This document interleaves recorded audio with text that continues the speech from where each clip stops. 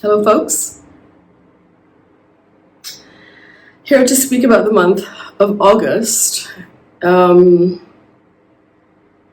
don't know about the rest of you, but this summer is going very quickly for me. And I've just been very, very busy with home improvements, actually, with all of the energy going on to Scorpio. That's my fourth house. It's no surprise. So anyway, so we speak about the month of August. If you prefer to read about the trends this month, I've already posted this on my website, so have a look there. Now, let's get into this.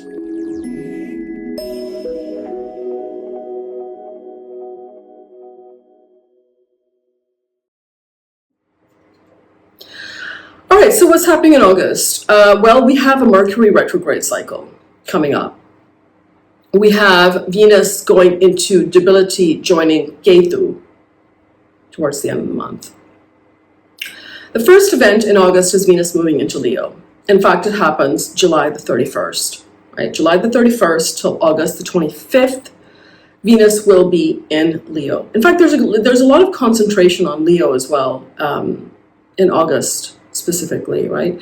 Venus enjoys this transit with its friend Mercury, who's already in Leo. And then the sun will join also in mid-August, right? Taking away all the attention. The sun's annual transit in Leo is actually the most formidable sun transit going into its own house. Venus in Leo is not the most comfortable, but at least it's out of combustion.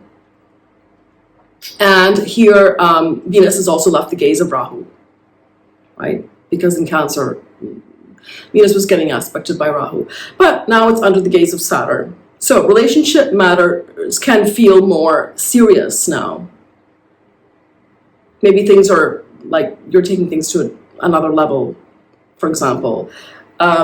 Situation with your finances, you're going to get serious about that. You're going to bolt down with that. It can feel a little bit sobering as well, because there'll be a reality check. It's also a time to be more cautious with your spending habits, right? Because the Venus combustion and its transit through Cancer could have seen you spending a lot. So we have a new moon in Cancer in the nakshatra of Ashlesha on August the 4th. It's an excellent moon cycle to get some benefits from dreams, from meditation. You may be able to solve a lingering problem or to come up with some conclusion about like an ongoing dilemma in your life. This new moon receives the exact aspect of Rahu. So there could be some underhanded activity, right? There could be some deception that comes to light. Ashlesha is an nakshatra that is about getting to the bottom of things and uncovering the truth, actually. People who have a strong Ashlesha are actually very, very good at, they have a very, very good vision and sense of when something is off, right? When they're being deceived, when they're being manipulated.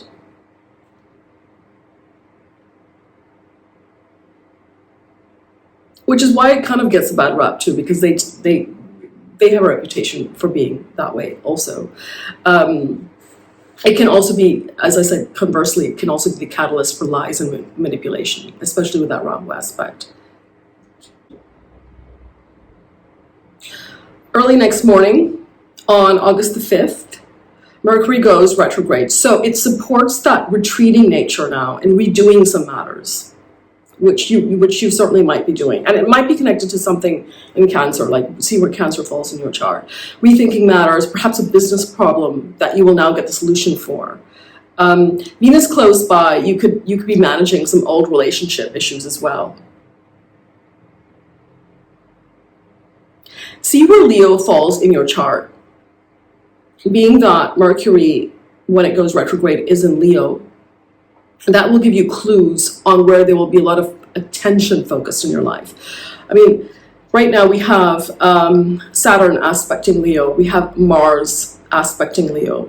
And then as of July 31st, we have Venus and Mercury in Leo. Right? So that's 4 planets. So you may feel some kind of pressure to make a decision because of both Mars and Saturn aspecting Leo.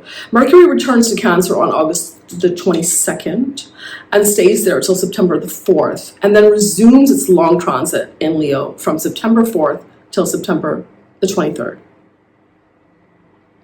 On August the 16th, we have the Sun's annual transit into its own sign of Leo till September the 16th. Sun feels powerful and ready to shine in Leo. Mars aspects the Sun here, and you'll feel energized, you'll feel boosted. This will balance out that sobering aspect of Saturn. But the Sun will feel some pressure to make a decision because of those 2 malefic aspects. Being that its very close friend Mars is also aspecting, it's going to give it some strength to make the right decision. Yeah. August the 19th, we have a full moon in Aquarius in the nakshatra of Dhanishta. This will get the aspect of that retrograde Saturn being so close by, as well as Venus, as well as retrograde Mercury. We're going back to something. Again, this whole month is kind of a feeling of retreating back to, like, just reassessing certain matters in your life. See where Cancer falls, see where Leo falls to get some clues. You also might be reflecting on those areas that are connected to Aquarius towards this full moon that we have on August 19th, right? All planets now are in fixed signs, so the decisions that you make now can have a lasting impact. There can be some tension now in relationship, and this could arise due to money issues. There can be some disagreements.